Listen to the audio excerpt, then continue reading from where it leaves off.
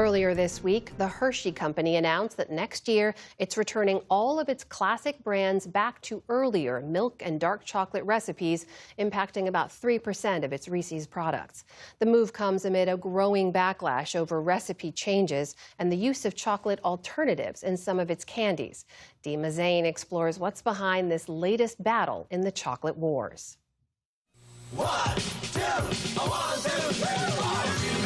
Kit Kats, I have literally eaten them my whole life.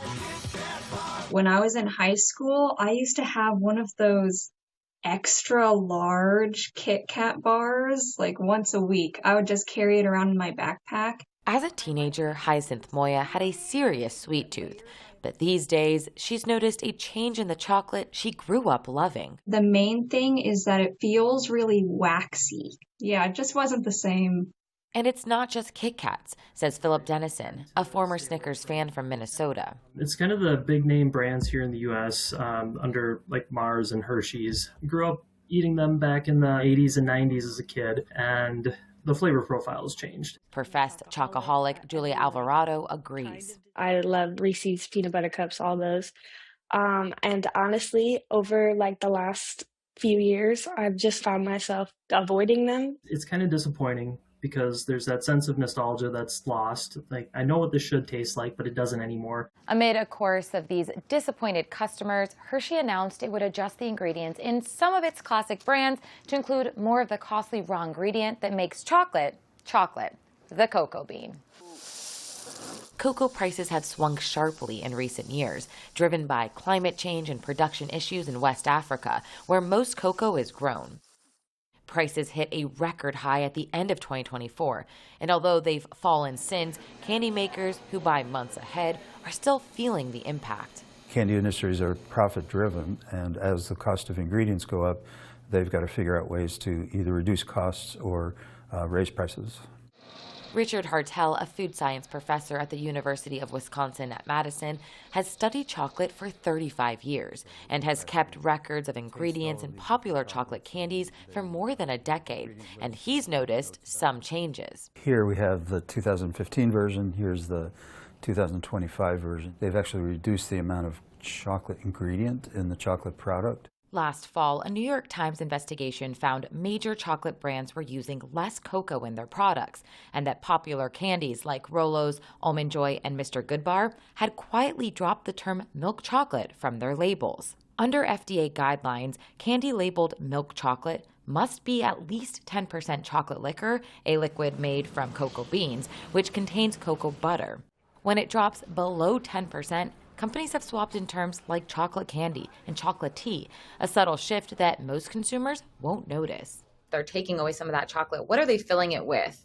The standard in the industry these days is palm kernel oil because it mimics cocoa butter's properties quite well. We've got a bunch of chocolates here to taste. Hartel says in taste tests, high-quality compound coatings or chocolate alternatives can often trick even his savvy food science students. Most people cannot tell the difference. One article I was reading suggested that by 2050 there would be no chocolate production, no cocoa production, that all of those plantations would go away.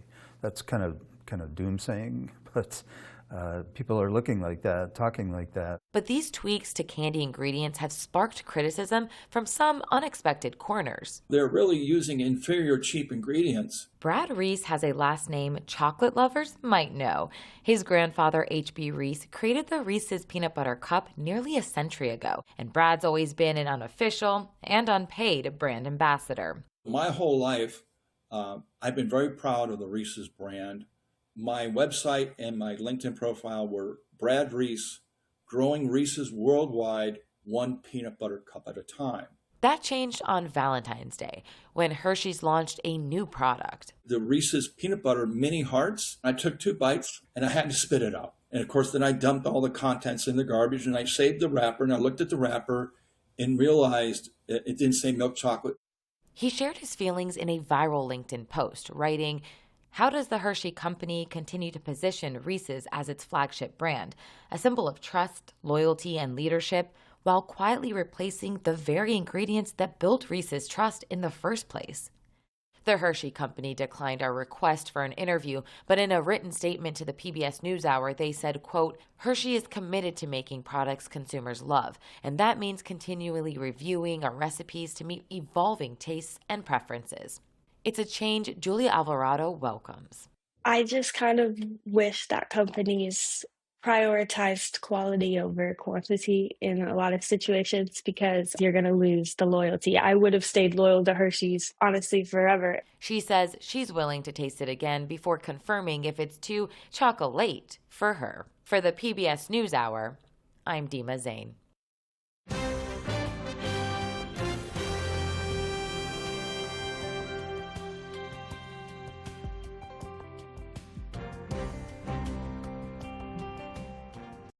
Support journalism you trust. Support PBS News.